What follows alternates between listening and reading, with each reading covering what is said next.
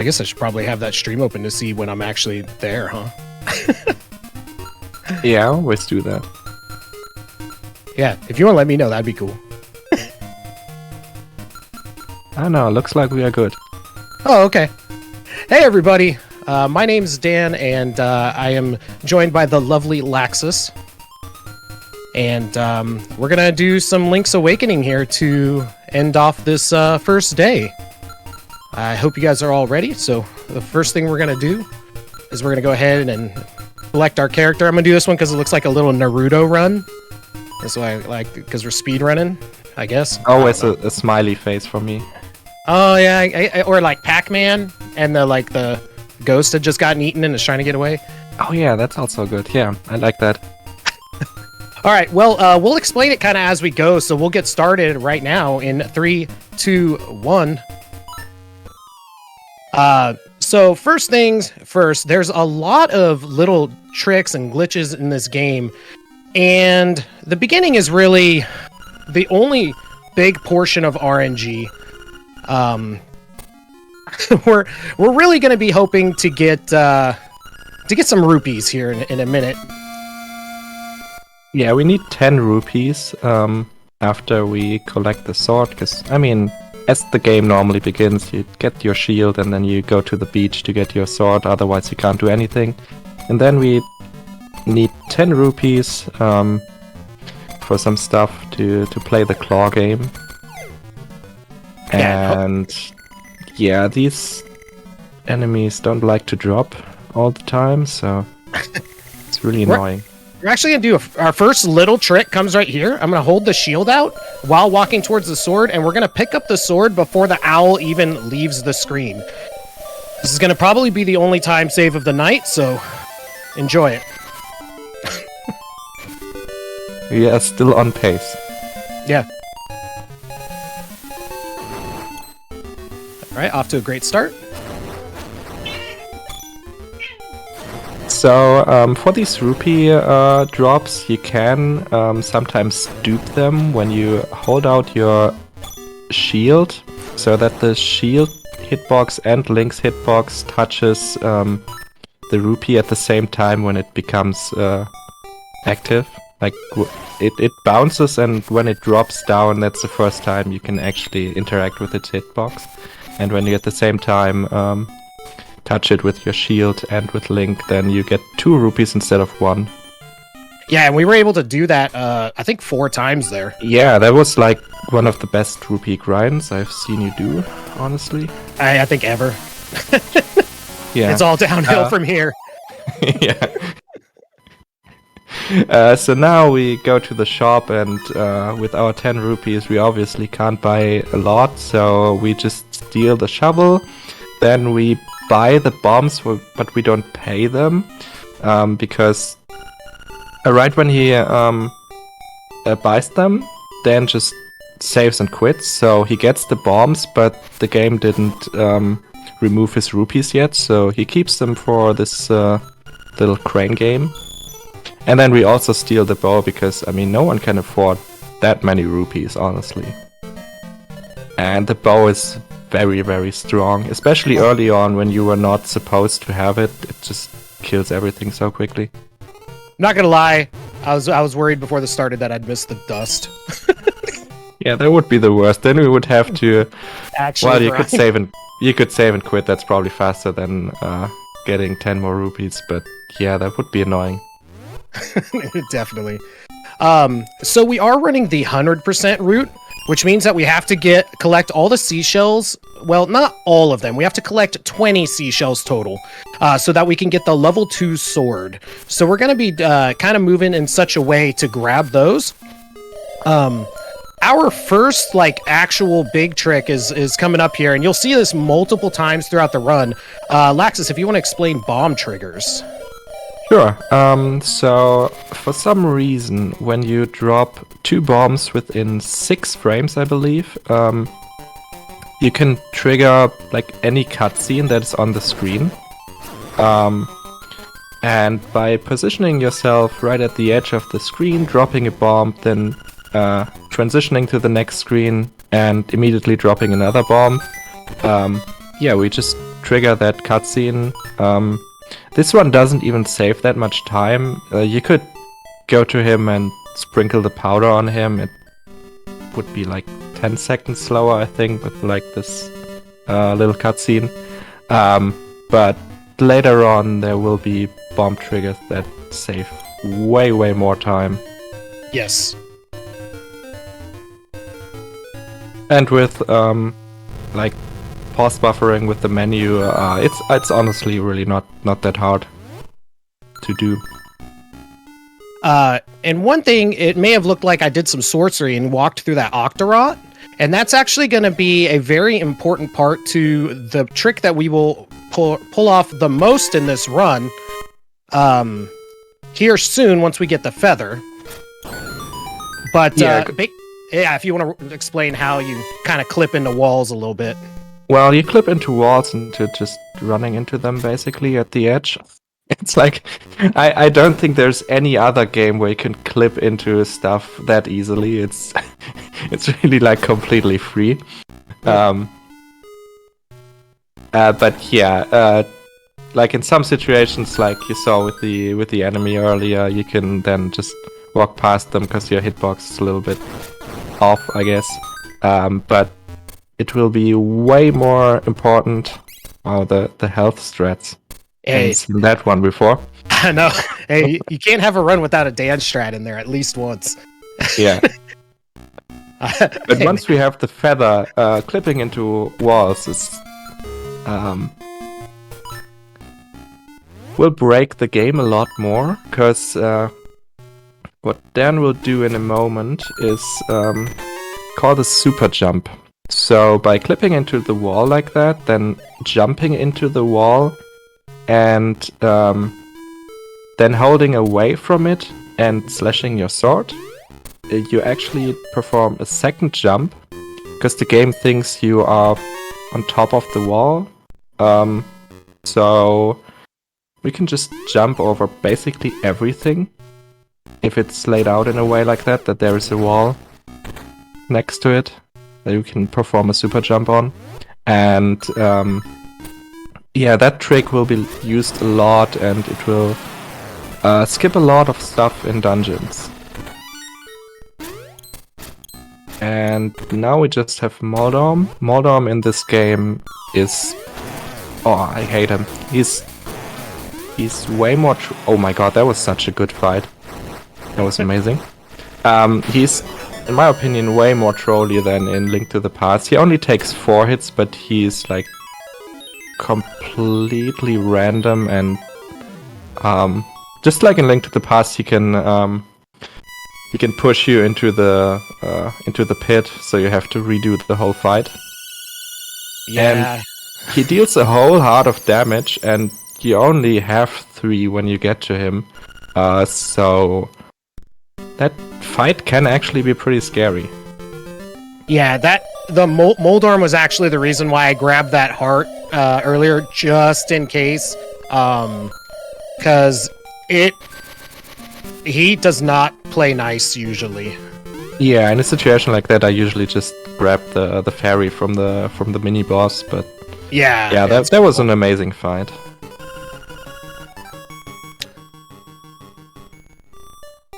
Alright, now we make our way to the second dungeon, and well, story-wise, the children tell you that moblins came to the village and kidnapped Bow Wow, the chain chomp dog.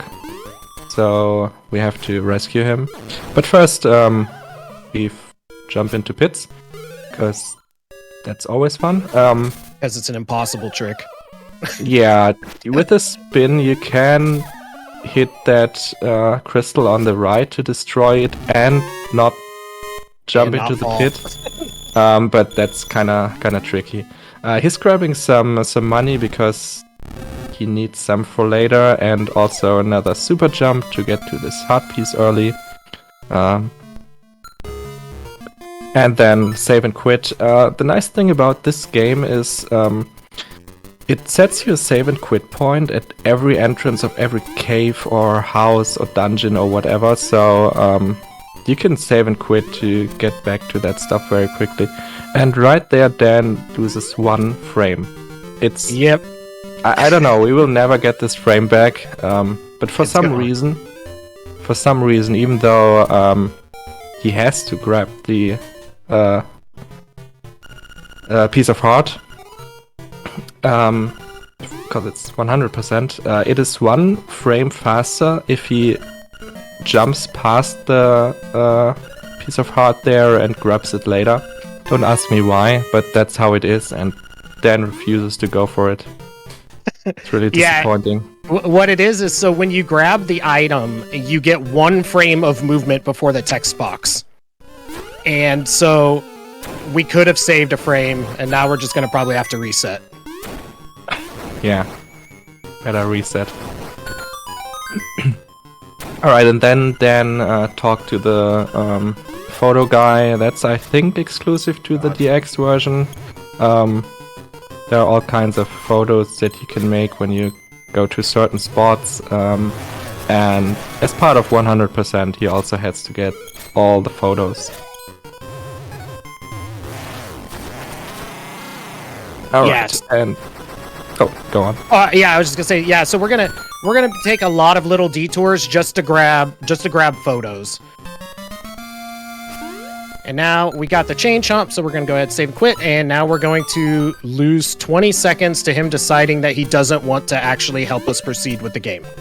But yeah, first, but before that, we clip into this wall here, and then we just squeeze through, because, I mean, Link isn't that fat, so you can do that. That saves us going all the way around the forest and swamp to get in there from the left. Yeah, that wasn't too bad for Bauer. yeah, it wasn't too good either, but I mean, I've definitely seen worse. yeah. Bauer is unfortunately the only way to get into this dungeon.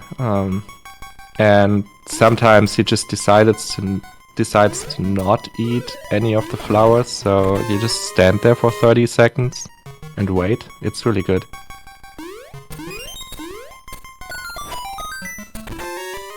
You'll notice we go into the save and quit menu every single time that we open a chest, and that is to skip the text of whatever the item is. Yeah, it's just a little bit faster if you open and close the save and quit menu instead of seeing that. Nice. Instead of seeing the text box for the items or keys. And once again, just like in the first dungeon, you'll see how powerful the bow is. Man, these mini bosses are pretty hard, honestly. Yeah. That's what you get when you have a bow that's supposed to cost you 980 rupees, but you just steal it before you go into the first dungeon. Okay, here's a little trick to get rid of these ghosts. You were supposed to light up the candles, the torches, and then you can slash the ghosts, I think. But by positioning yourself at the edge of the screen and then slashing them, they just leave the screen. And that also counts.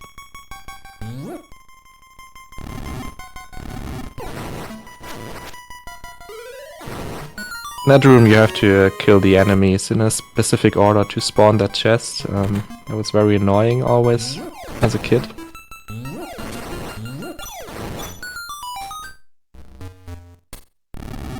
Here we're going to do just a little thing that's going to save just a small amount of time here. We're going to go ahead and equip bombs because it just checks that Link is holding something. So we're just going to hold a bomb instead of picking up that pot. Yeah, and then we get to the second boss. This bottle is... Normally it's a really, really annoying boss. He comes out of his bottle, throws some fireballs, then you can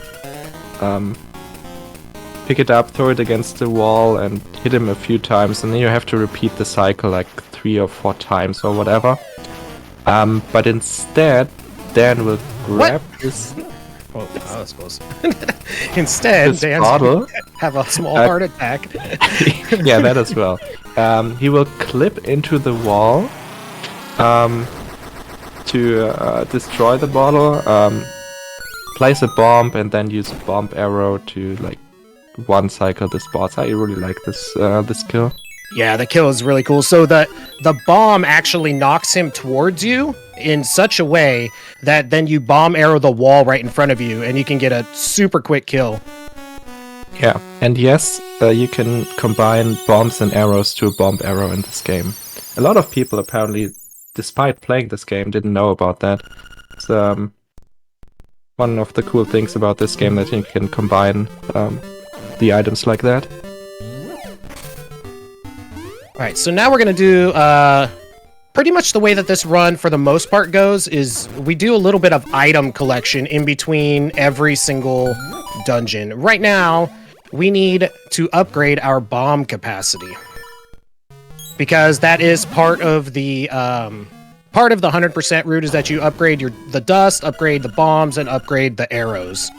Also, you really need a lot of bombs because of bomb triggers and stuff like that. Yes. So having them is pretty important. So that's why we get bombs first, and and sometimes when you're me, 60 bombs just isn't enough. Yeah.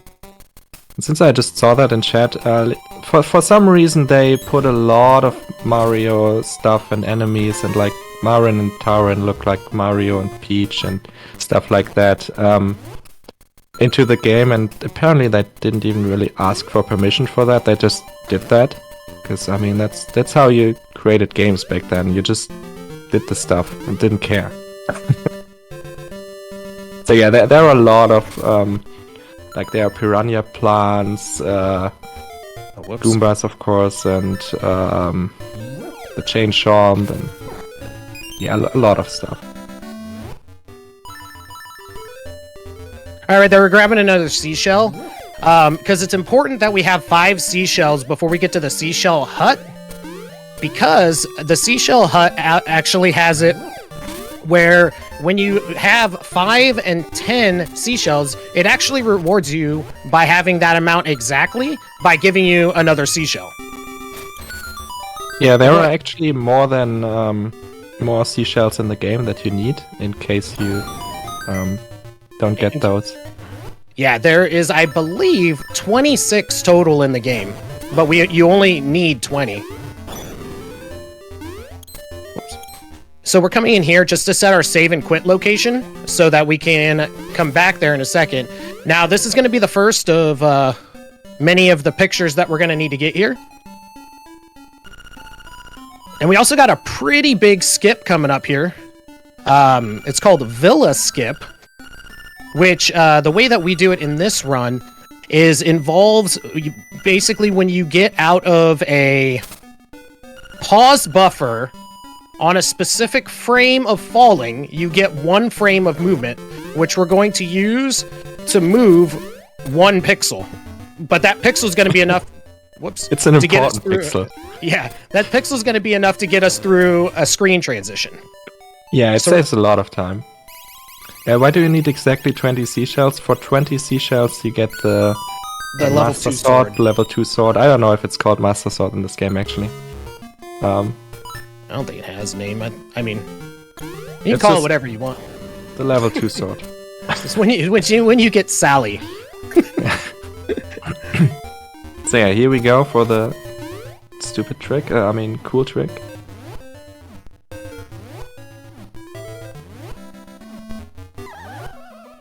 There we go. You just pause buffered that to make sure. You can do it without, but that's kind of crazy. Yeah.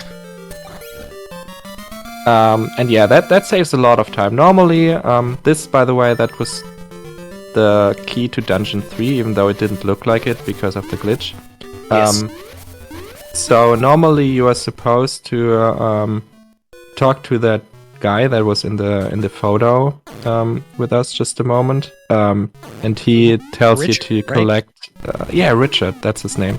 To collect like 4 golden leaves, or was it 6? I don't even remember. I want to say 5. Somewhere less than 10 amount of leaves. Yeah, a certain amount of golden leaves. And for that you have to go to that castle that we were in front of but didn't enter. and get them there. And to enter that castle, you also would need to complete certain parts of the trading quest to get the bananas. Was it the bananas? To get the monkeys to create a bridge. But we don't have to do that because that would be slow. So we skip all of that and can just go straight to the key and then into the dungeon. You may have noticed, hey Dan, you just did some crazy stuff in some water. So that's actually called Jesus jumping. And the way that you perform it is on the last frame. So basically there's a frame where Link splashes in the water. If you pause buffer during that frame, you actually get one more frame of movement. So if you are up against the wall, whoa. If you are up against, okay. If you're up against the wall, or the screen transition, you can actually use it to then do your screen transition with that one frame. Then what you do when you get into that new screen is you go into the save and quit buffer, and if you hold the feather out of the save and quit, it'll let you jump because you get one frame of the of that movement as well. All right, we got a pretty tough trick here, and you know the best tricks you have to do twice, so we're gonna go ahead You can actually soft lock on this one. That's a super jump, and in the air you use your spin slash to bonk off the dongo to the right, and if you don't time it correctly, then you will land perfectly inside the block and you can't get out and you have to save and quit. That would be pretty unfortunate. But first time, no problem. Yeah. So, First, second time, no problem. yeah. How it works out the second time. And also, you may have noticed that he killed a lot of enemies in this dungeon, and that was to get this piece of power that he currently has, which increases his sword damage. Oh man, I was way off. Because like when you kill 30 enemies, Yes. you get a piece of power drop, and it counts from your last save and quit. That resets it. So we kill a certain amount of enemies just so we have the piece of power for this boss, basically. It's the only time we probably see it. So what he was trying there with the ladder was a quick fall when you just press down for a certain amount of frames. Forgot the exact amount. And now we have the third boss. Yeah, it's a really quick one with the piece of power. Basically, you slash him until you can divide the blob with your boots. And then you just slash both of the single blobs twice. And yeah, not much more to say. Yeah. No, the glitches are not Japanese exclusive. They actually work on every version. And surprisingly, a lot of glitches that you see here work on both the original Link's Awakening and the DX versions. Yeah, the only reason that we use the Japanese is for the text, basically. Yeah.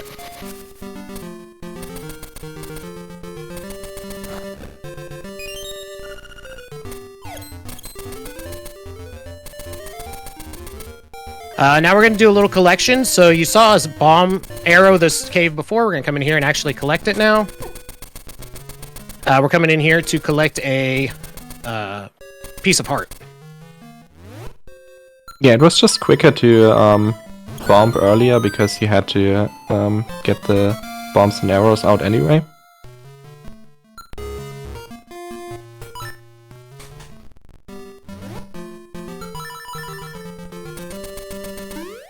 Here we're going to have a nifty little trick to skip a cutscene.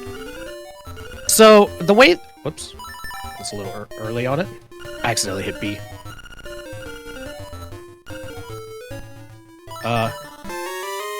Okay, never mind on the skipping the cutscene part.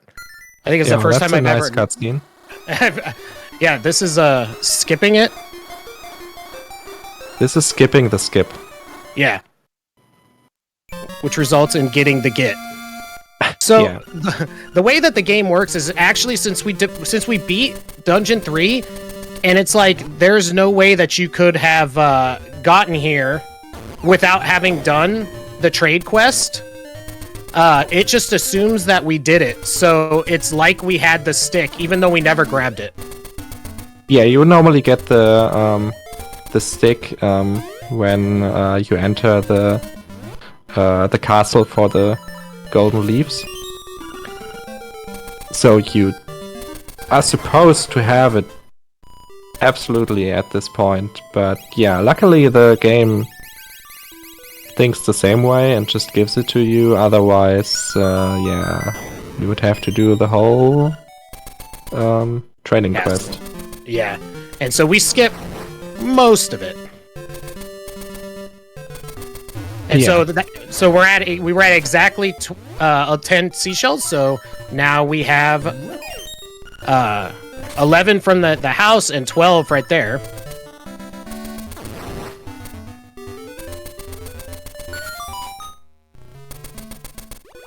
Run up into that wall a little bit so that shark doesn't touch us. Oh, I should maybe do that. Never do that. Yeah, you just clip in just on that top wall and you can run and then... Well, actually, no, I want to take the damage. Oh. Because you death abuse here. So. Yeah. Yeah. So I run the original Link's Awakening, which, like I said earlier, has a lot of the same glitches, but also some very different stuff. Forgot one thing. We're going to go ahead and fix that real quick. We have to give the honeycomb to this bear in here to trade for the pineapple.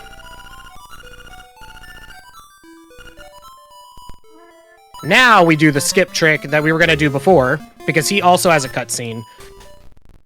And so we do a save and quit so that we get the trade-in item, and then we come out of the save and quit menu and go immediately into the save and quit menu, so that it skips us actually receiving the pineapple. Like right as we receive it, then the game resets. So we do the save and quit, and then we're good. Now we're gonna grab save and quit immediately. You would not get the pineapple.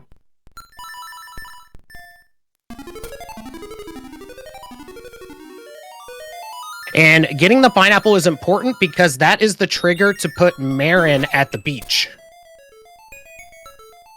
That's actually a really weird trigger. Yeah. But yeah, normally in that room you would have to dash all the way around that room. It's a really annoying room. But yeah, super jumps help a lot with that. Yeah. And the ocarina is really important for certain songs later. Obviously, you have to get all 3 songs anyway for 100%. And so here we have to catch the lunker because we need to get the heart piece that he has.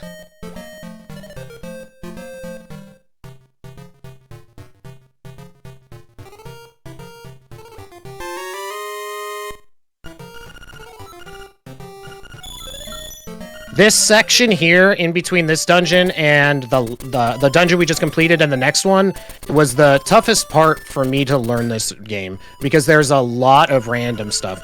So now we're finally turning it back in Bow Wow so we can touch Bow Wow here and get another picture, which is on the DX version here. There are a total of 12 pictures, and we are about to get 5 of them before we get to the next, area.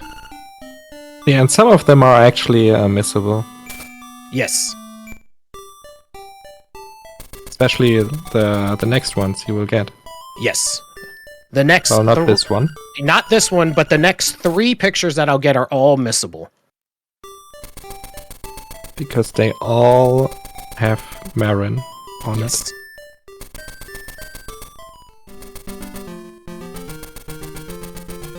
So we're coming down here to grab a quick seashell on our way down to the beach, because we can't find any seashells at the beach. Because Makes sense. Why would there be any?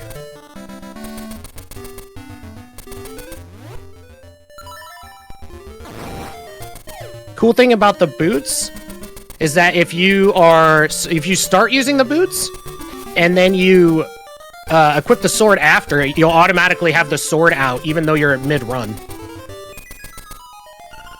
And also you can switch directions, like during the charge of the boots. Yes. While still moving a bit. They are honestly, they feel way better than the ones in Link to the Past. Yeah, the only downside to the boots in this one is if you're moonwalking and then you start dashing in the direction you're not trying to go. Which happens unless to me you a want lot. to do that. Well, yeah. Sometimes. I mean, moonwalking's cool, but... Yeah. So, now we're gonna get Marin. Because this is what you do on dates. Alright, we got Marin. You just hold her up over your head. It's normal. Yeah, so isn't that like why they call it, was it trophy wife? Like, you gotta hold it above your head like a trophy. So so this picture here is missable if you don't have Marin with you. And we're gonna move in such a way that we can just get out of there before having to wait for the mouse dude. It's a shame, that's actually a really good picture. Yeah.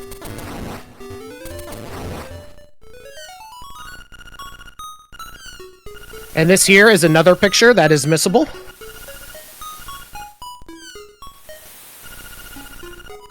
I really like this scene.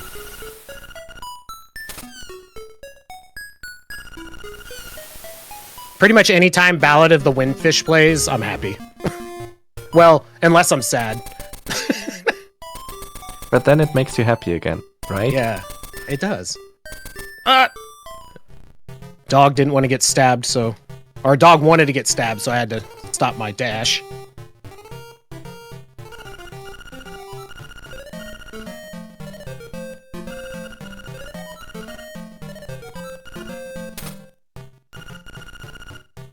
And this asshat comes in, ruins a good thing we got going on. Freaking Mario. Right. Don't you have our own princess to save?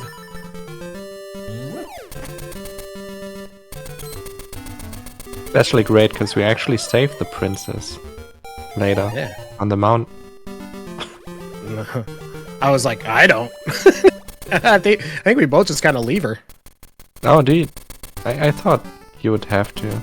No. No. Yeah, you just leave her as well. Yeah, that's fine. We're going to set up another bomb trigger here by doing that. Yeah, so that we gets can them on the last pixel. Same with jumping to the edge of the screen. You can easily get to the last pixel before the screen transition. Makes it a lot easier to set up. And then another bomb trigger to trigger this cutscene where Marin sings. Which is funny because he has Marin. He could... I could literally just go up to the walrus and talk to it. But it is like 6 seconds faster, I think. Something like that. To do the bomb trigger so that I don't have to go over there. And it's not so much going over there. It's that you have to wait for her to leave the screen before you can move again. So the further right you move, the longer it takes for her to get back off the screen. That was interesting. Here we're going to do yet another bomb trigger. Not really a cutscene, but we're going to go ahead and grab that heart from over there because, you know, cheating. Now we're going to attempt the swag strat of the run that I think I've gotten once. I believe in you. That makes one of us.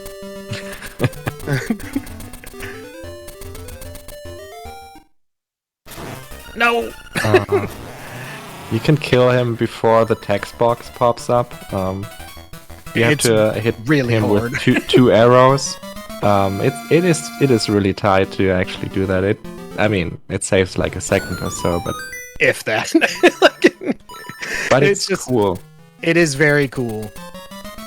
Yeah, and that was just the key for Dungeon 4, where we will head next, now that we've done all this stuff here. Yeah, we're just gonna go grab another seashell here. This one's actually... well, I guess it's in a desert, but it's kind of by the sea, right? So, maybe checks out.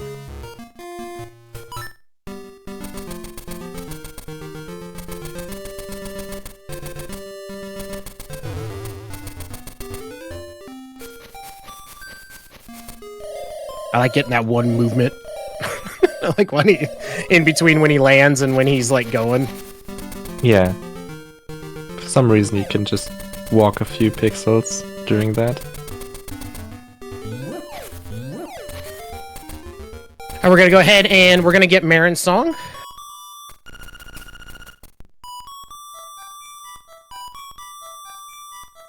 And like the little description thing he said before I started the run, I personally believe this might be the best video game composition that has existed. And don't get me wrong, I love all video game music, but nothing hits the nostalgia and makes me feel all the feels, both happy and sad, like the Ballad of the Windfish. And, you know, in subsequent playthroughs, it definitely takes on a different meaning when you realize that Marin is singing the song knowing that her people and her existence will soon no longer exist. And, man. Oh no, is it? I feel it every time. Yeah, it's such an amazing song, and especially also very impressive for Game Boy. I mean, yes. So now we're headed up towards Dungeon 4. We still got a couple other things to collect before we get there.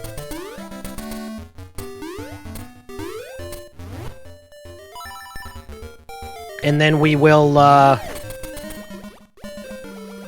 start doing some... We have probably one of the cooler super jumps, I think, in the run in the next dungeon. I'd say it's probably my favorite. Yeah, it's a really good one. So we're going in there just to set our save and quit location, because we got to go and use the key first. So we're just going to kind of come down here. Move over here. And turn in this key.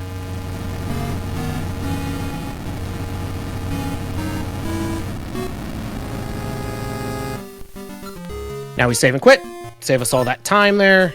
Pop in here. We're going to go ahead and put on our trusty feather and sword. So we can do cool stuff like that. Not really cool stuff, but we do need to hit that.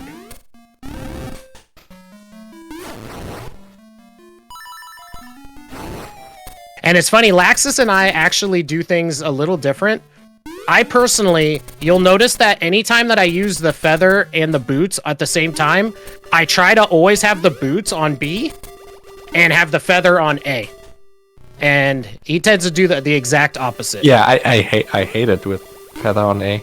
It just feels so wrong to do it the other person's way. We're going to do another Jesus jump here. So we're trying to pause it on the frame that our splash animation happens, just like that. And then we hold up and jump, and we get our one movement piece there again, so we can jump out. And this is a cave that I hate, and you'll see why later. Also, this is one of the best tracks in the game as well, 𝐂𝐓 Heights. It's pretty solid. Grab this seashell, and then we're gonna come down here.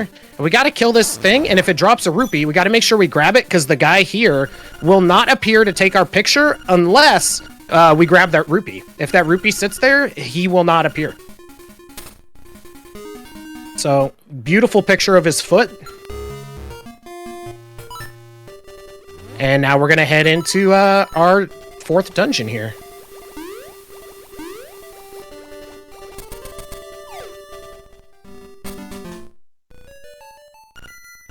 Up until this dungeon, at the beginning of every single dungeon, we did our like equipment swap as we came into the dungeon. That actually skips the text of what dungeon you're in. This is the only one that we won't be able to do that in.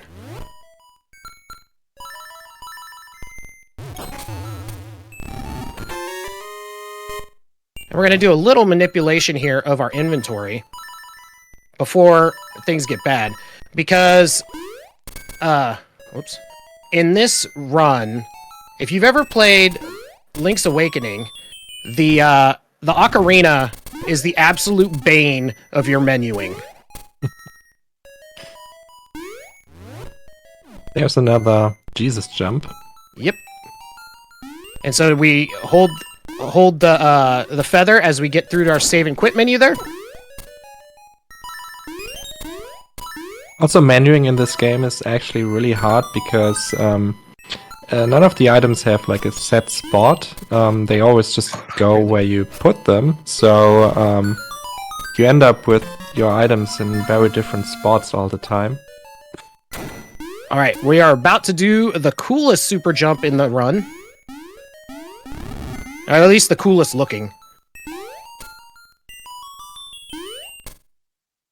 Yeah, this is a really good one. So he does a super jump off the left wall here, and then bounces off the enemy there to get over here and grab the big key.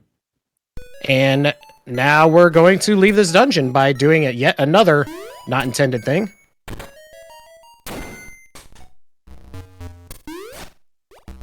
Cool. Hey, that's how I always do it. Yeah. And that's that boss. Yeah, I am pretty sure I never did that when I played casually, but yeah, a spin and 2 bomb arrows just destroy the boss immediately, or 3 bomb arrows do the trick. Yeah, he never gets to do anything. Yeah. He didn't even give the text of like glub glub glub. I'm gonna, I don't know, something in a tub. And he just dies before he even gets to say anything.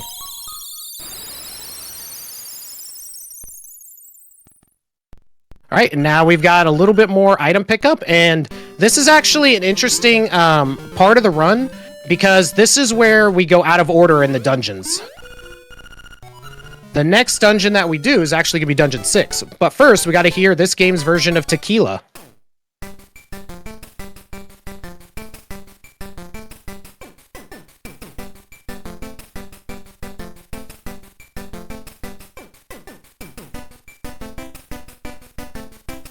Get ready with your tequilas. Tequila! And now we're gonna go ahead and leave here.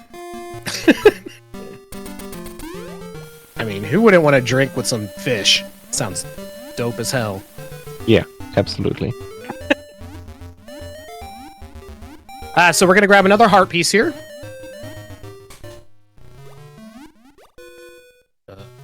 Maybe? I don't think I've ever missed this heart piece, but it's cool. It was in a different spot this time. Don't worry. I swear. It's that rupee RNG coming back to bite me. Literally, that was probably like one of 2 times that I've ever gotten that rupees like that. So stupid. Alright, and now we got the most annoying part of this run, or this game.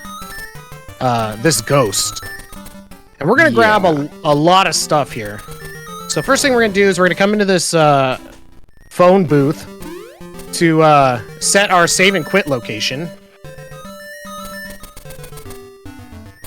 We're gonna come up here and we are going to grab a seashell. I'm gonna fix my inventory though, because it's always weird having like a random hole in your inventory. And now we're gonna do an interesting bomb trigger. So typically you have to give him the fishing hook, but we're gonna go ahead and drop 2 bombs within 6 frames up here in this pit that's not there, and he's just gonna be like, oh yeah, I'm gonna catch a fish. I don't need anything. And then he's gonna give us a bikini top. Because this is the Japanese version. That's what it is. Whoops. And not the, was it necklace? Yeah. Yeah. It's in the European versions also, the bikini top. Oh, is it? I think only the US Only version. the US. The Peru. Although I'm not sure if that was only on the original Link's Awakening and they switched it for the DX version. Not sure. But yeah, with that, we just skip pretty much all of the trading quests. Trade quest. Yep. And, oh good, the ghost is also talking to me. That couldn't have been any better. There's a little buffer thing you can do there to skip that little cutscene. Just like almost every other trick in this run, it's frame perfect. We're gonna do another really cool trick here. This trick is going to allow us to jump this gap without the hook shot.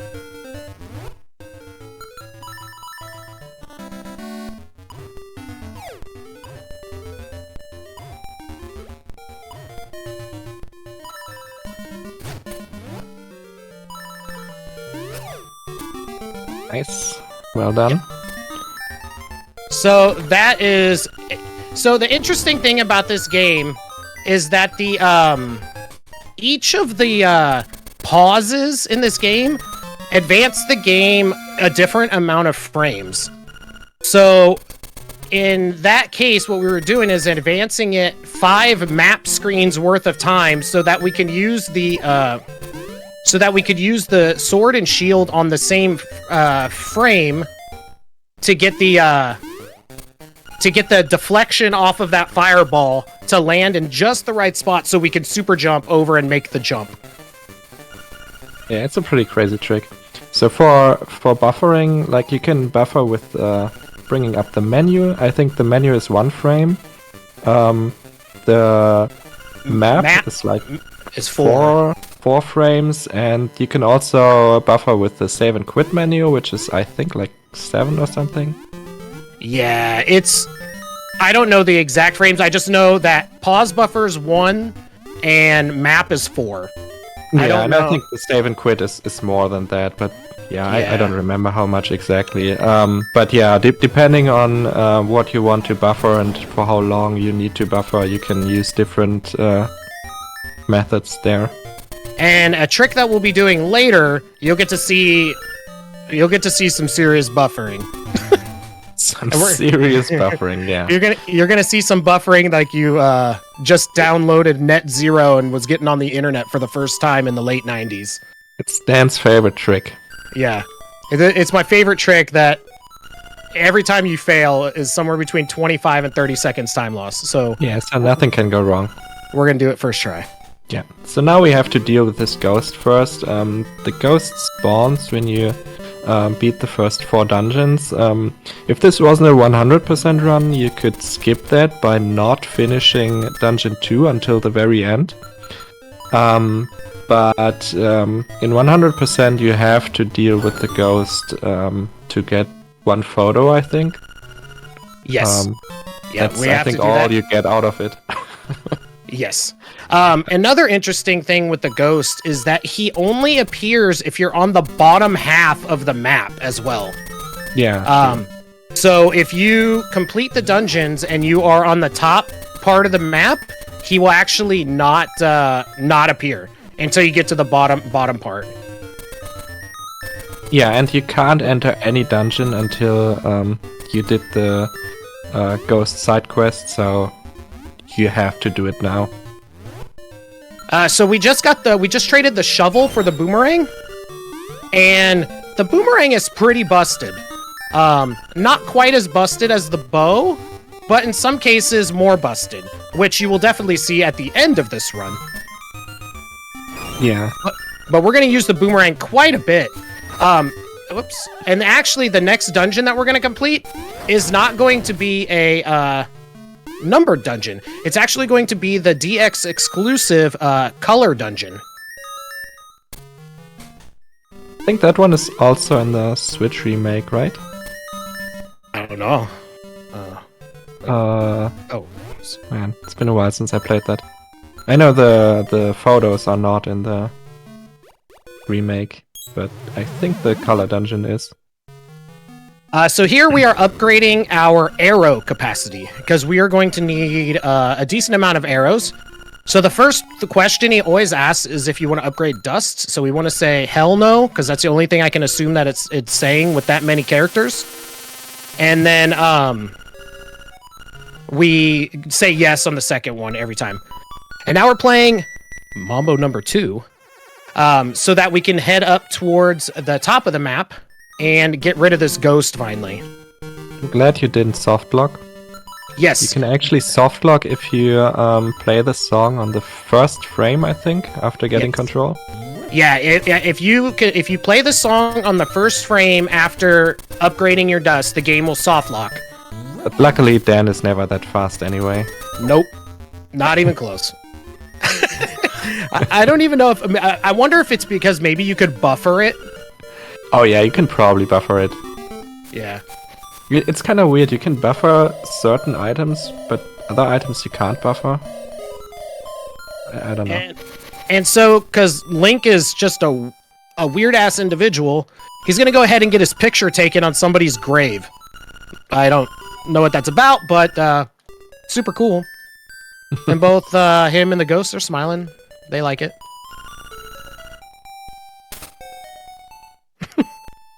So now we no longer have our spiritual friend here.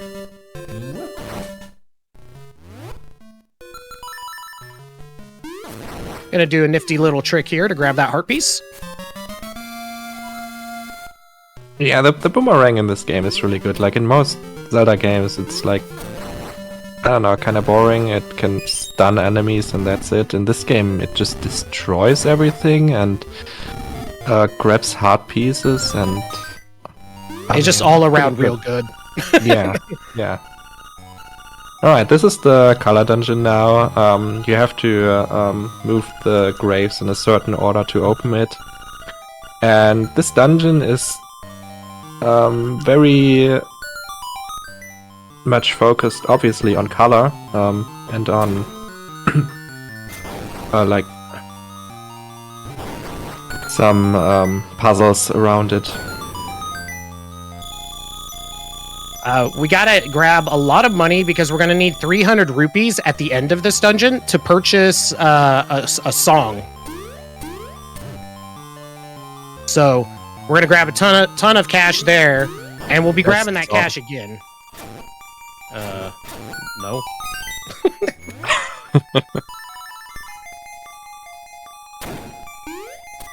Yeah, those enemies, like, you can only kill when they are not on their respective color and stuff like that. This mini-boss, you just need to sprinkle some powder on it. Yep. Give him 6 hits of the dust and he ODs and is dead. So we're going to come up here, we're going to grab the big key, we're going to save and quit, but then we're actually going to hard reset our Game Boy. Because by doing this, this is actually going to make those rupees reappear. And since we need those rupees to pay for the song, that's how we make them come back, so. Just like in real life. Mm-hmm. So remember, if you just put money aside somewhere and then, you know, hard reset, after you spend it, it'll be back.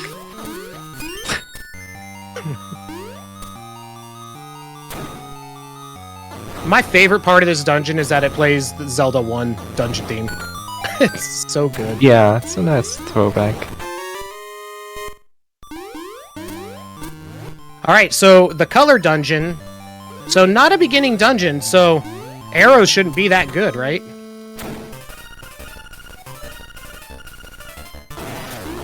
Okay, that mini-boss is dead. I don't even remember what he does. He stuns you when he lands, and then a bunch of rocks fall. Makes sense. Ugh! The RNG on that guy is insane. Because if you get hit by a bomb, you go flying. Oh, this is the pattern. You piece of crap. So you have to put them the right holes, and sometimes they just don't cooperate at all. Yeah, that's like the most RNG portion of this game, other than the rupees at the beginning. Especially when they overlap, and you just can't hit only one of them, so you constantly hit one in the wrong direction. Now we have the boss of this dungeon. Once again, arrows are pretty good. Yeah, so pretty much every time you hit him, he turns his color, and when he's red, one more hit will do it. And if you don't hit him for long enough, then he will revert his color. So just yeah, you just want to hit him as quickly as possible. Technically, it would only take 4 arrows, but on the third one, he always drops a Stalfos in between you and him. And so it's it can be a little tough sometimes to make that last arrow happen before he reverts a little bit.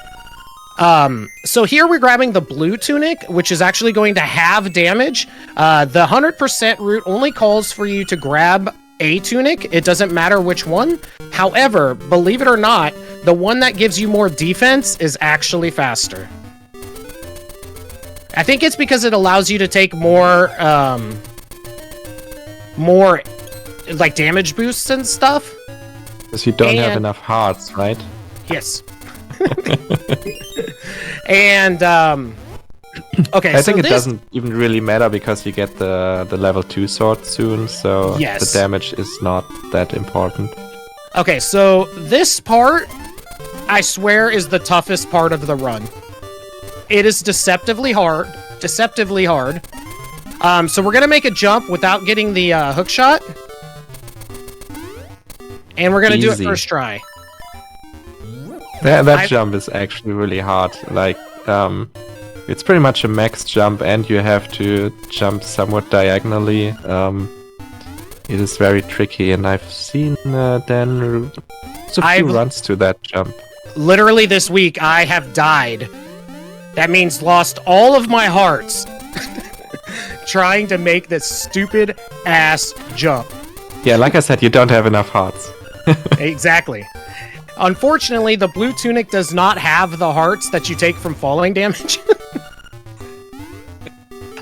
So an interesting thing on this little puzzle, if you'll call it that, is that these are the only signs in the game that both B and A will actually speak to them. So you have to actually be really careful to not check them twice accidentally, because then it starts the whole puzzle over. Yeah, now for the best song in the game. Yeah.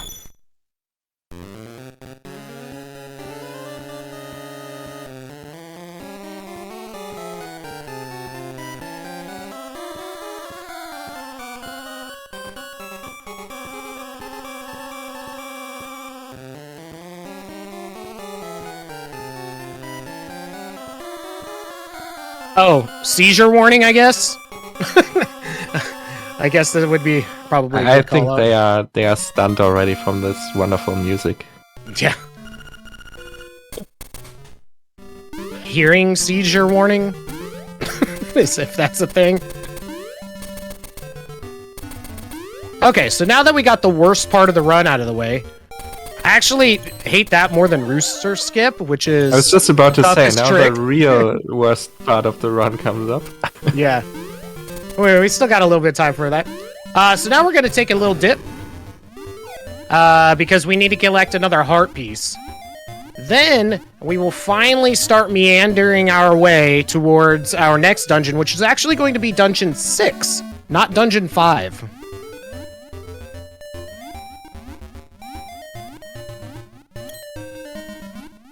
So, yep. We're just swimming through a moat. It's really exciting. Yeah, if anybody could figure out how to get down to here and grab this heart piece without doing this, world record would be free. Absolutely free.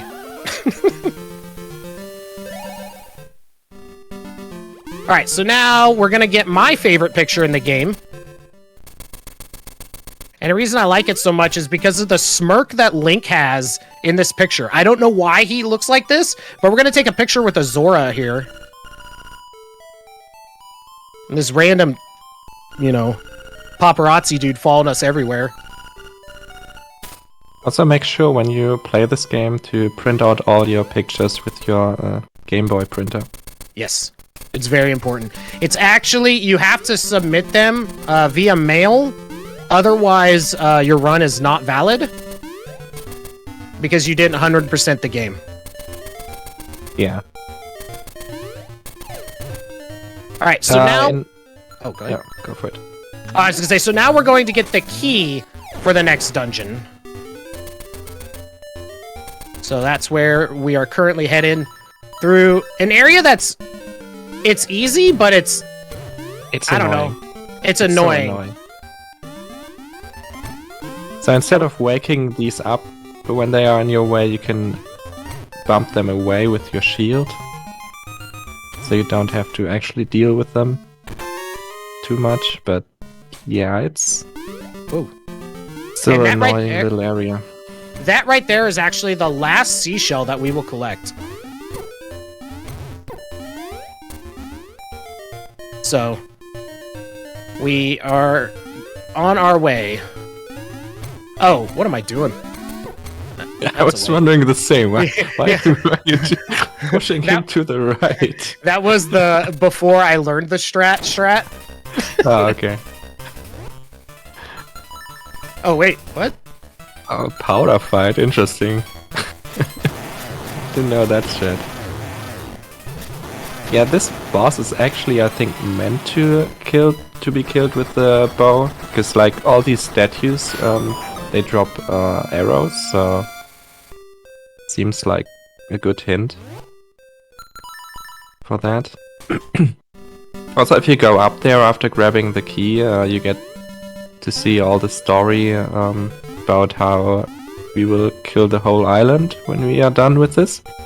Yes.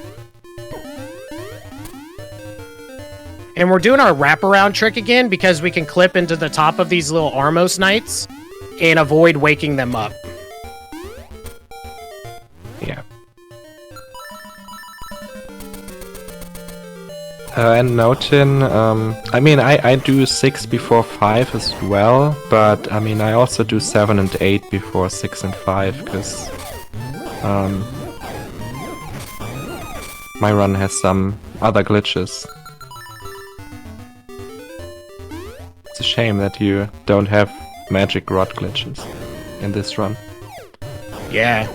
That mini boss dude is a hell of a lot less hits, right, with the fire rod? Yeah, I think it's a few less. You also don't have to worry about your arrows. Although, I mean, you have enough arrows, I guess. Yeah, arrows really aren't the questionable item. Once you kill the fish, arrows aren't that big of a deal. Bombs, on the other hand, though, because of all the bomb triggers that you do, and later I'll do some that won't be buffered, so it just means my mash has to be good enough to get them off in time. Yeah, somehow Dan manages to have like 50 bombs and still run out of bombs. Yeah. Oh, you... Dang, that was unfortunate. Little... Yeah, I think I just took it too wide. Impossible. Just hold up and left. Oh. Yes. Always down and left. Well, what was it? I forgot. It's just hold up and left like that. Yeah. But somehow the first screen's supposed to work. It just never works, though.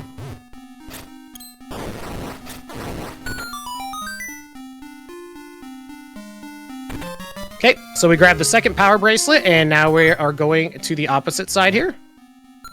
And we have another really cool super jump coming up. Yes. 2 of them, and one of them you can soft lock on too, so... That's extra cool, yeah. Yeah. Anytime that you could ruin it, a soft locking. That's when Luckily, you know it's a good soft trick. locks in this game are not that bad, because you can just save and quit to the beginning of the dungeon. Obviously, it is slow, but it's not a huge deal.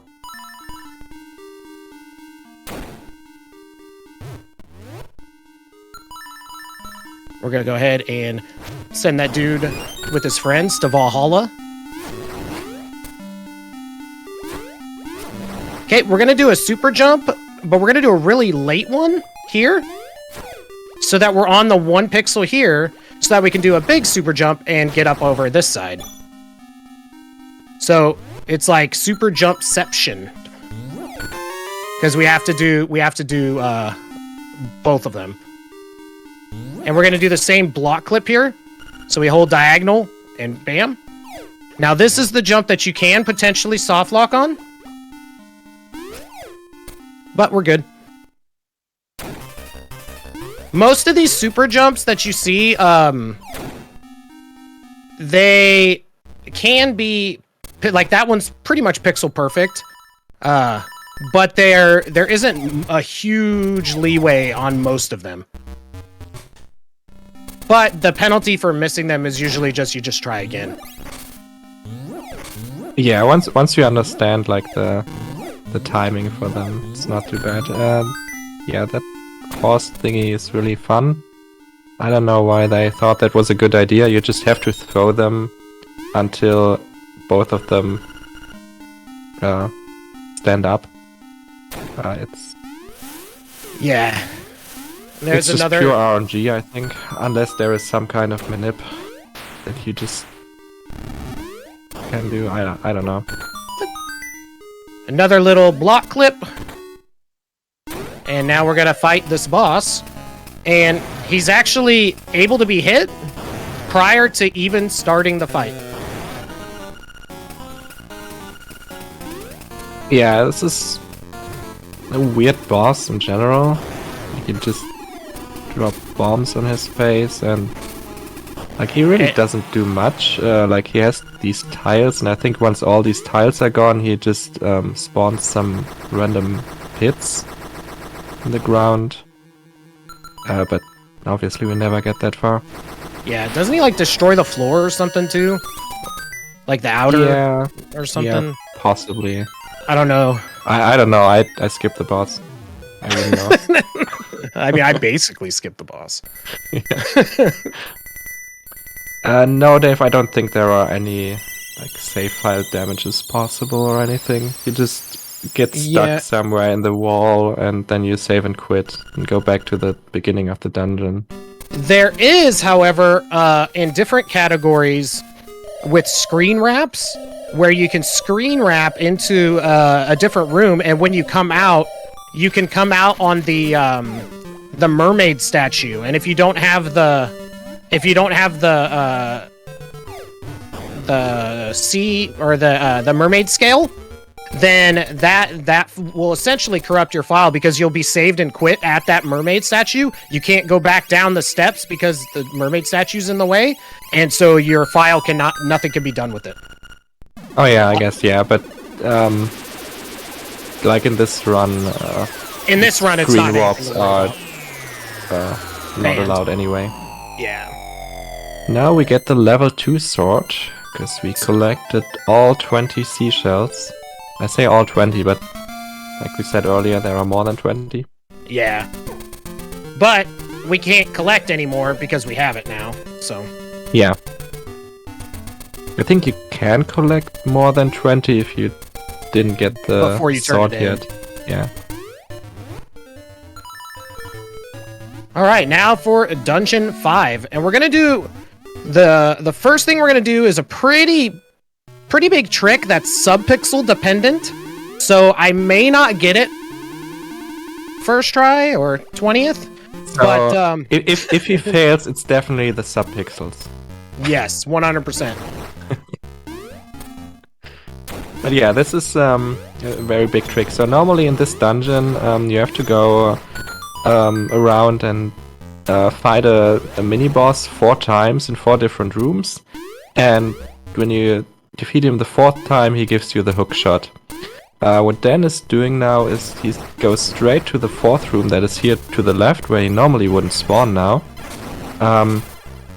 And there's a key that drops in this room. So Dan will position himself, grab the key with his boomerang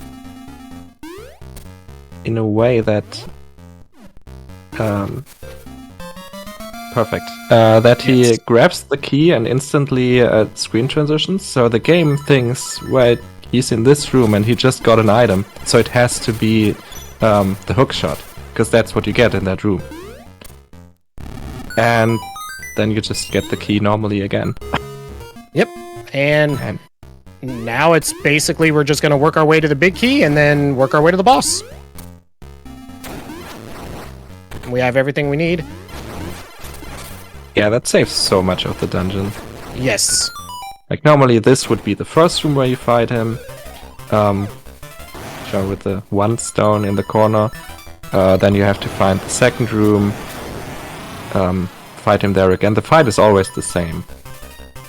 Then to the third room and then all the way back to the fourth room where we were earlier. And what we did right there actually was another little trick. If you overkill the boss, he drops the key.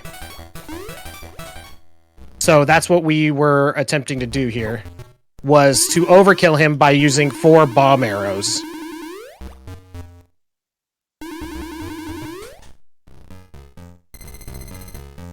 And we're going to go ahead and grab the big key. Save and quit back to the beginning of the dungeon.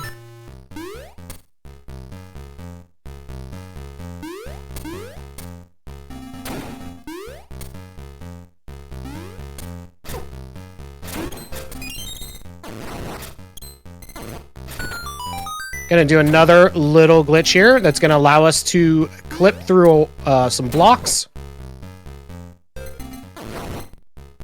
Because for some reason, if you use the hook shot while clipped in the thing, the 1 pixel with the wraparound like we do for the super jumps, it pulls us 1 pixel every time we use it until you get halfway, and then you just turn around and use it and it pushes you back out.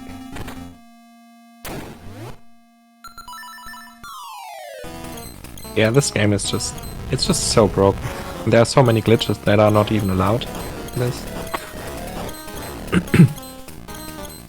Like similar to Link to the Past, like this game is just so broken, and there's also an any percent category that beats the game in under 5 minutes, because there's also some kind of glitch world. Pretty good RNG there. Yeah, this boss, it's pretty fast because of the level 2 sword, so you don't have that many cycles. It's just RNG where on these 4 spots he comes out, so if you're not on the right side, then, well, you won't get there in time. Yeah, and so you just kind of hope he's on the left or the right when you are. And it feels real awful when it goes like 5 cycles and he's always on the opposite side, because there's nothing you can do. You just got to wait it out until it lines up. Okay.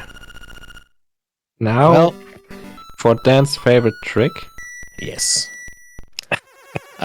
So we are now going to do the elusive rooster skip. Yes, so normally, like our next dungeon is dungeon 7, so to get the dungeon 7 key, we would normally have to revive the rooster, then go up to the mountain with the rooster, to fly him over a big pit to get the key. But instead, Dan will do some frame perfect shenanigans. Yes. So basically he will jump into the pit, use his hook shot, then pause buffer until he gets to the right frame so he can do a frame perfect jump, similar to what we saw earlier. And because the pit is so big, he has to do the whole thing a second time, so he has to, when he lands, use his hook shot again, and do another pause buffer to frame perfect jump to make it all the way over. Also, there's another... What is going on? So this is another bomb trigger. This one's kind of finicky sometimes. There we go. So we're just grabbing that heart. Try. Yes. First, 4th try. Couldn't... And so this is where it's really important for me personally to have boots on B, because boots start with the letter B. But feather doesn't start with A. But it has an A in it. Oh, yeah, now it all makes sense. Yeah, see? And yeah, here you come up to this fun trick. Okay. And the best part is when you fail it. I like that you wanted to dash past the cave, like you didn't want to do it. Yeah, I was hoping. If you fail it and fall down, you fall out of this cave and lose like 20 seconds.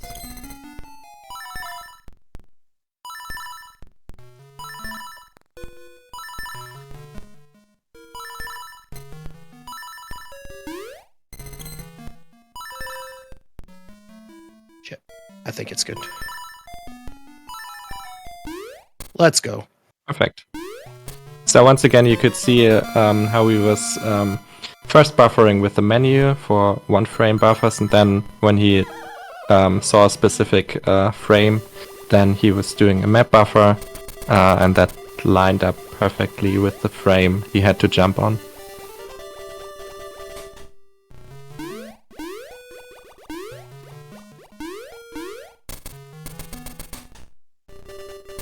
Yeah, and so for the most part, I can unclench my butthole, so...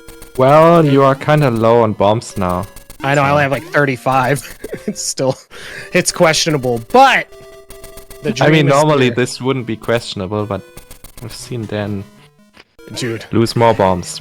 Well, the bomb trigger is one of those things where, you have to drop bombs within 6 frames of each other. However, there are certain conditions where a bomb trigger will not work. And honestly, by the time I tend to notice that it's not working, the bombs are gone. Yeah, you have to just kill the enemy in that room, and then you should be fine. So yeah, we're coming up to Dungeon 7, and if you played this game, Dungeon 7 is very annoying. So you're supposed to grab a giant iron ball and throw it at 4 pillars in the dungeon to destroy them, and that brings down the last part of the dungeon. But instead, we can of course do all of that with bomb triggers, so we completely break this dungeon. Yeah, this is probably the most broken dungeon in the game. Like, yeah, absolutely. we do a lot. So we don't grab this, we don't need it.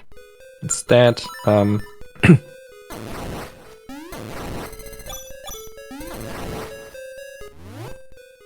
we do these bomb triggers here for all 4 pillars, and that works. So what he did previously was usually just use bombs with the screen transition, but instead he can just also drop bombs into a pit. He just has to mash fast enough. The risk there is if you don't mash fast enough, you can waste a lot of bombs. Really quickly. Yeah. So normally you would only be able to have 1 bomb on the screen at a time, but when you drop it in a pit, it goes away immediately. Yeah, exactly. The game erases it. Yeah, so if you can mash quicker than like 6 frames, I guess, yes, then you just get them. So that makes it easier and maybe quicker if you do it right, but it's also a bit risky because you could lose all your bombs and then you have a problem. Okay, now we have one of my least favorite tricks. It's a really cool trick, but it's also very precise, and this looks like a first try, perfect. So that was the Goomba surf. So instead of like having to go around and all that stuff to get up there, he clips into the wall, waits for the Goomba to go right, which is pure RNG, and he got lucky that it was actually first try. Yeah. He can just go every direction, and then you reset the room over and over again.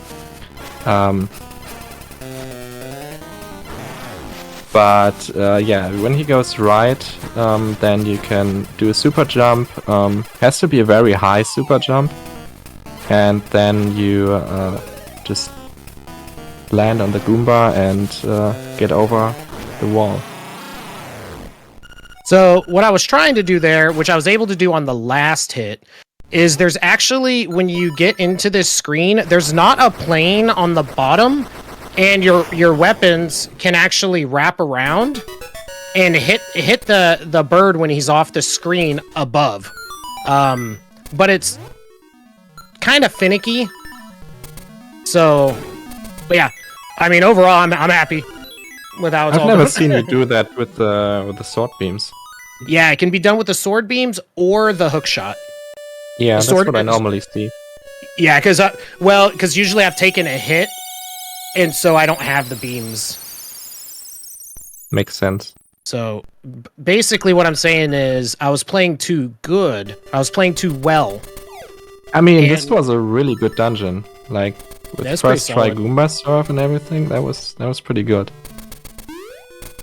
Yeah, for the record, my PB in this run is like 131. So I don't know where we're gonna end up, but if we get this- like close, I mean, it was mostly pretty It's good. like a pretty good run so far, but now we jinxed it, so Yeah, we're gonna bomb the crap out of the end of this.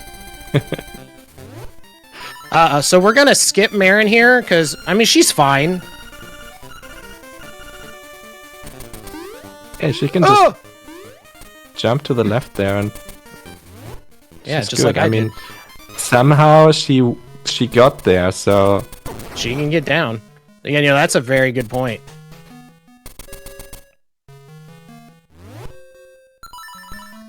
oh man, would it be nice to just use the hookshot for that pit? Yes. Yeah. After watching your runs, it always makes me feel good. It's funny, so since Laxus runs a different category, we each look at each other's run and we're like, man, I'm glad I don't have to do that. On so many different tricks on this run. It's really pretty funny. So this here is the last upgrade, since we've already upgraded bombs and arrows. Now we're going to upgrade our dust as meeting the requirement for our 100%. Well, Dave, it's normally, like, it's not Zelda, really. I mean, it's Zelda, but she's called Marin, or Marin, whatever.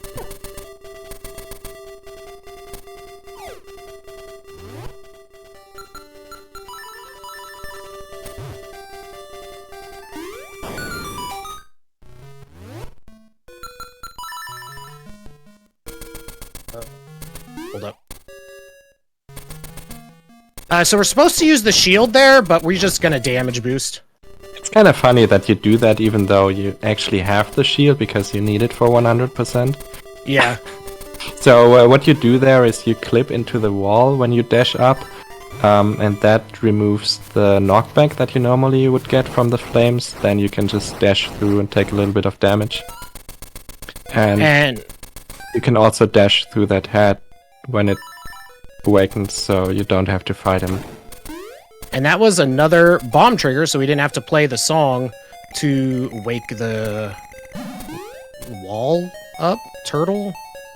The wall turtle, yeah. The wall turtle. I don't know. It probably has a cool name.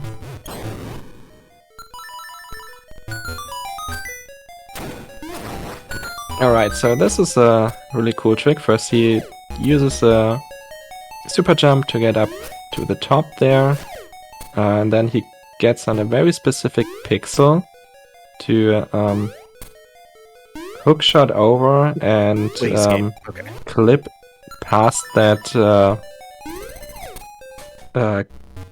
key lock. It is very precise, but yeah, when you know the inputs, it's apparently not that bad. Yeah, it's really not. The hard thing is just getting the pixel. And Also, then fun fact, this mini boss, when he hits you, he can boot you back to the beginning of the dungeon. It's amazing.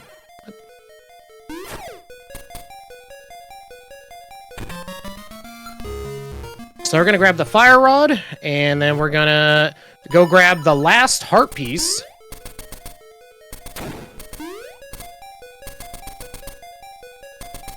Yeah, the fire rod or magic rod is not that important in this run. In the original Link's Awakening run that I do, the magic rod is super broken. You can despawn every enemy with it. But in this one, I mean, he will use it a little bit for this boss, but not much more. And there was another... Yeah, that was like a modified Jesus jump. Yeah. And allows us to basically fake flipper in lava. Even though you have flippers, but they are apparently not made for lava. I don't know why not. That's the last heart piece that we need? Yeah, just one heart left from the boss.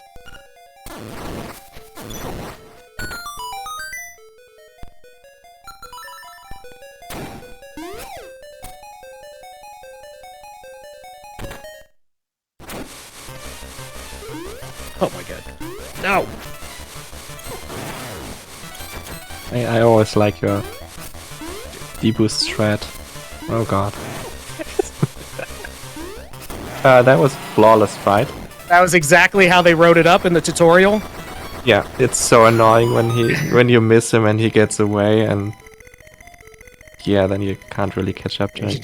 Just kind of panic and jump in the lava and swing and pray. Yeah. So while this thing is going, you can't actually walk anywhere, but you can still jump. So at the end, he jumps a little bit closer to the chest that way. Yeah, saves a minimal amount of time. One thing we didn't mention either is when you jump, ooh, that's nice. When you jump diagonally... Oh yeah, walking diagonally is slower, but jumping diagonally is not. So whenever he had to go diagonally, he tried to jump, basically. Yeah, I think that's the only time you actually use the fire rod, right? In this one? Just getting to the egg now. Oh yeah, yeah, makes sense. So yeah, that's the last boss, and now all we have left is the windfish egg and the final boss. Yeah. So I'm gonna try to make this take about 9 more hours. So, because Dave said he would just keep the marathon going. So maybe Yeah, a good time for some fine to me. intermission. This is very much a lie. I'm tired, man. He literally told me, Dan, take all the time you need. The more, the better. It's for the kids. Think of the kids, Dan. Think of the kids, Dave. Okay, I said it was very much a lie. I wasn't even... okay, first of all, I'm tired.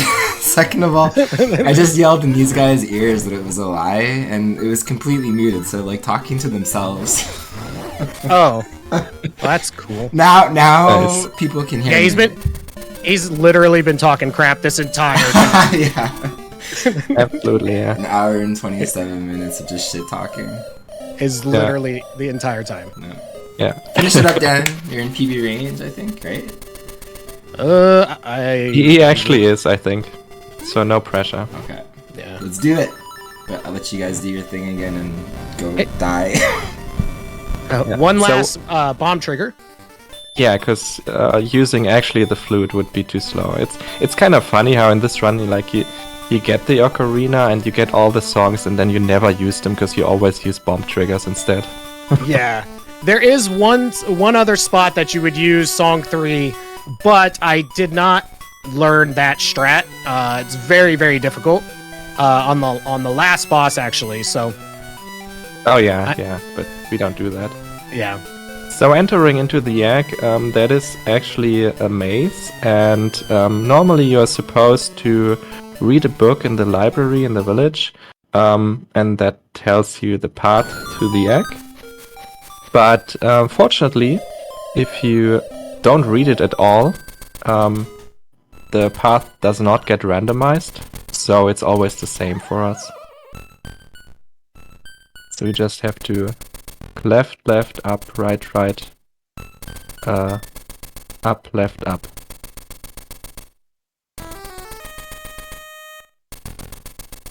Which is very convenient that it's not randomized until you read the book.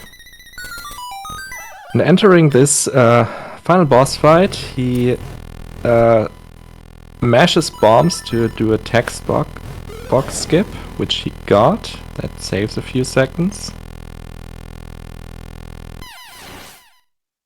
And then for the first phase, he just uses powder. That's a quick kill that involves very precise movement, so you hit the blob on the first frame when it lands.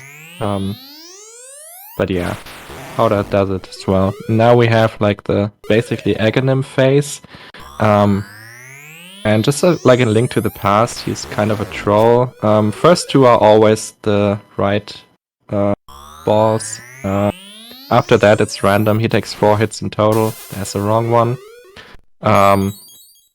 There is a manip for that, but that is very precise and subpixels and stuff. So we just hope for the best. Yeah. Okay, that's not too bad. Yeah, Just one miss. I see you implemented the Yeah, actually got it for once. yeah. So the previous phase you just stun locked by attacking quick enough. And yeah, those phases go really quick because he also has the level 2 sword, so he deals like double damage.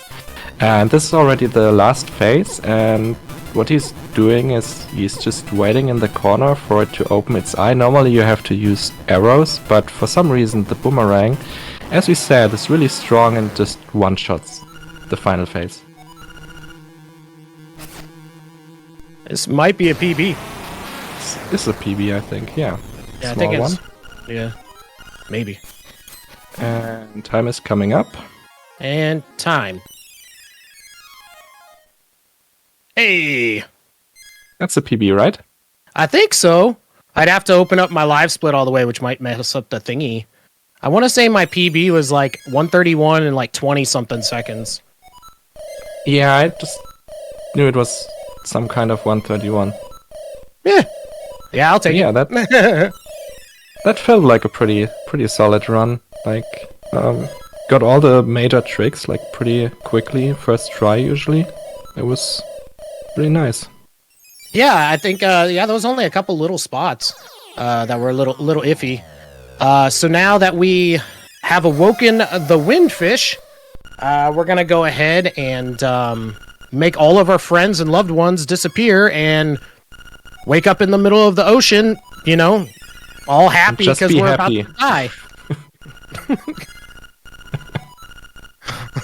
Probably gonna die of scurvy before we get anywhere with land.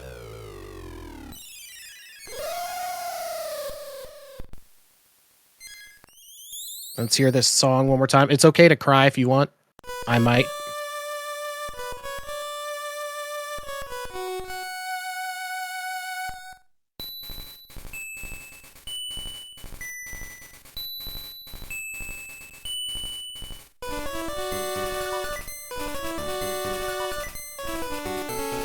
Bye, Mario. Bye, Mario. And Bye, Zelda. Doggo. I mean, Peach. Yeah. I still think it would be cooler if the island disappeared, then the egg fell and exploded on the water, causing the fish to come out. I want to see some cinematics, damn it.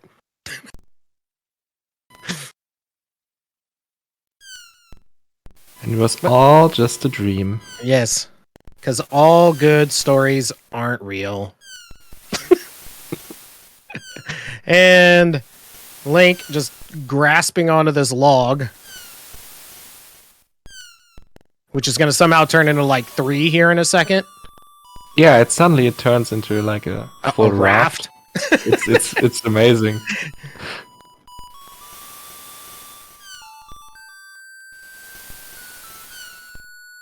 Oh, okay, it's 2 logs. Still.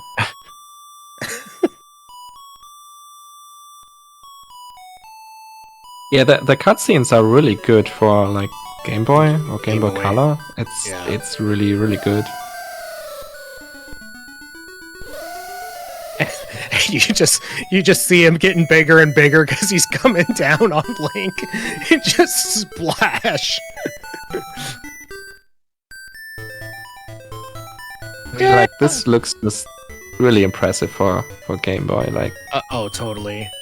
the whole game is like really impressive for Game Boy. Like cutscenes, music, gameplay. I mean, it's a really broken game, but it's nothing you would really have trouble with in a casual game. But yeah, if you want, then this game is super broken. Yeah, this game has a lot going on with it. It's really fun, and the run is not that hard to learn. There's a lot of backups for almost, so many of the different tricks and stuff. I really enjoyed learning this. I actually spent the last week and a half derusting it just for this event, and I would highly recommend it. It's a really fun run. I want to thank everybody for coming out for Dave's charity event here. It's just always feels good helping out people, and we all know cancer sucks, and it's just a really good cause. So thank you everybody for coming in. The 6-frame matches, I don't think that there's a single place where you have to do it. No, you don't have to do them at all. Yeah, you can actually do it with screen transitions. Well, technically, you would have to do it on the final boss text skip, but yeah, that's the only one. Missing that is not that bad. Like it loses you 10 seconds or so. 10 seconds ish, yeah. So feel free to learn it. It's super fun. But yeah, thank you so much for having me. Thank you, Laxus, for doing commentary. I knew that it was going to be difficult for me to to do both at the same time because I don't know, it's the mental gymnastics. I was just happy to remember where everything was and actually complete a valid run, let alone PB. That's pretty dope. I'll take it. Yeah, thank you. I mean, it was also pretty difficult because for Dan it's like super late. For me, it's super early, so that meshed really well.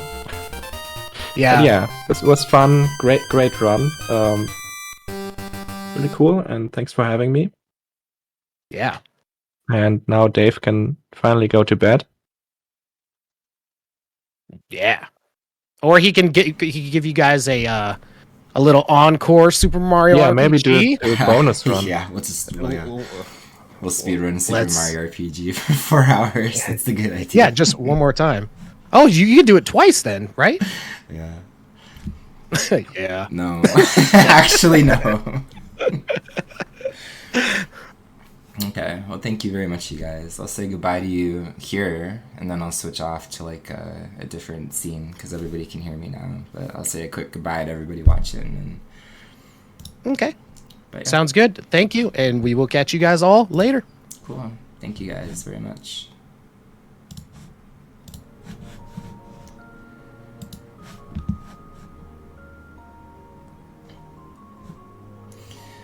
Well, chat.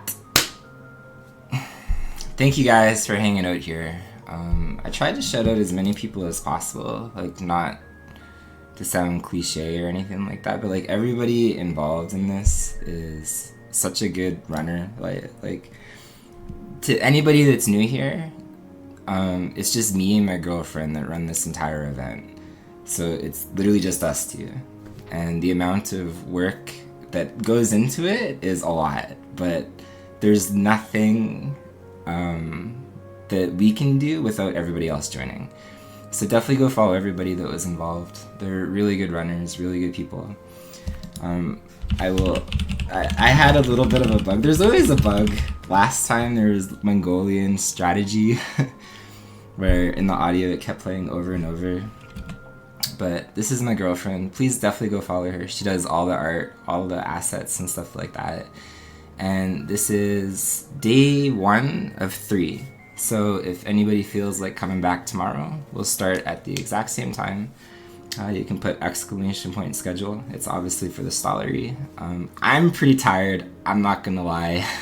I'm feeling a little bit tired, but Friday was our longest day. So again, thank you to everybody that took part because very fun. But yeah, we still have 2 days left. So I set the goal originally to $1,000, which I feel is pretty fair. And we're at 580. So thank you also to anybody that donated. That's pretty cool to be halfway there after the first day. And congrats, Dan. Apparently it's a PB. That's always pretty cool. But yeah, that's more or less all I have to say. I will probably go pass out. Maybe wake up in time for tomorrow. Maybe not. I think we'll go say hello to this dude right here. So if you guys want to put on a rating cap, he's actually in the marathon tomorrow. He's streaming right now. So again, thank you to everybody for just being around and hanging around. Feel free to follow me. We do quite a few events on my channel, but I'm a speedrunner as well. I didn't put myself in this marathon, but I speedrun, you know, like Super Mario RPG, Batman, Bucky, some other stuff.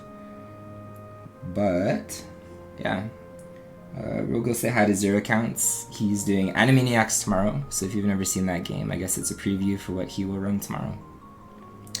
And quite a few people again, like Base Guys, I think tomorrow as well.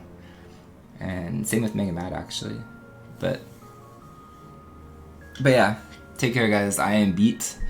Tomorrow is a shorter day for us, but definitely go say hi to 𝐂𝐍𝐶ounts. Hopefully everybody has a good night, and thank you again for hanging out.